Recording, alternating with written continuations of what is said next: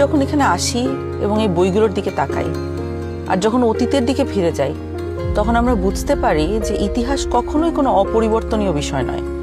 এটি মানুষের ইচ্ছা শক্তির দ্বারাই পরিবর্তিত হয়।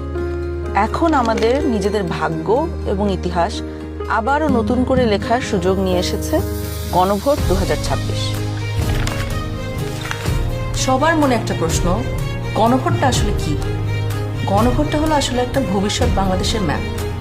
ভবিষ্যৎ বাংলাদেশ থেকে আপনি কি চান আর কি চান না একজন নাগরিক হিসেবে, তার একটা খতিয়ান।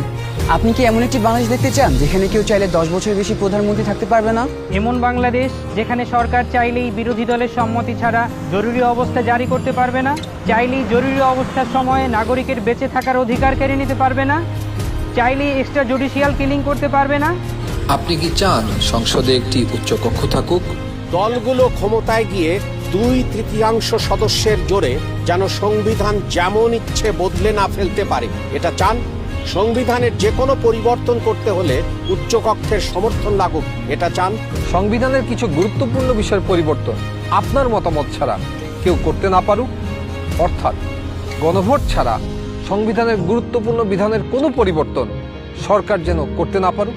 আপনি কি চান তত্ত্বাবধায়ক সরকার কিভাবে তৈরি হবে এটা সরকারি দল এবং বিরোধী দল মিলেই ঠিক করুক? একই রকমভাবে নির্বাচন কমিশন, পিএসসি, সিএজি এসব গুরুত্বপূর্ণ নিয়োগে বিরোধী দলেরও ভূমিকা থাকুক? আপনি কি চান সংসদে নারীদের প্রতিনিধিত্ব বাড়ুক? দেশের বিচার ব্যবস্থা সরকারের প্রভাব মুক্ত থেকে স্বাধীনভাবে কাজ করুক, যাতে আমাদের মতন সাধারণ মানুষ বিচার পেতে পারে? আপনি কি চান সব বিভাগীয় শহরে উচ্চ আদালত স্থাপন হোক? ধরেন আপনার স্বজন খুন হয়েছে, সেই খুনের দায়ে দণ্ডপ্রাপ্ত আসামিকে প্রেসিডেন্ট চাইলেই ক্ষমা করে দিতে পারেন। আপনি কি চান আপনি অর্থাৎ ক্ষতিগ্রস্ত পরিবারে অনুমতি ছাড়া রাষ্ট্রপতি এরকম কোনো অপরাধীকে ক্ষমা করতে না পারুক? আপনি কি চান যে আমাদের মৌলিক নাগরিক অধিকারের সংখ্যা বৃদ্ধি পাওয়া উচিত?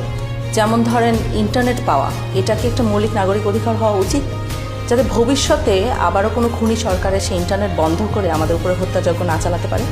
রাষ্ট্রপতি এবং প্রধানমন্ত্রী ক্ষমতার মধ্যে ভারসাম্য বজায় থাকুক, এটা কি আপনি চান?